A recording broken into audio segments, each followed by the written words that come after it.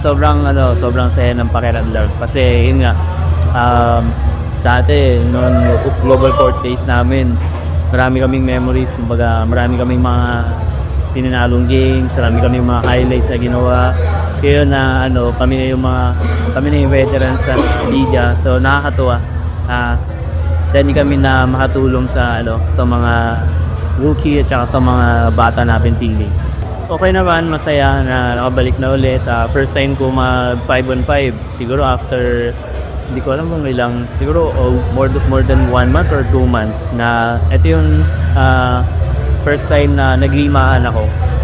Hindi pa ako nakasabay ng practice namin, pero masaya ako na nakabalik na ulit. And hopefully mas makatulong pa ako sa mga next games namin.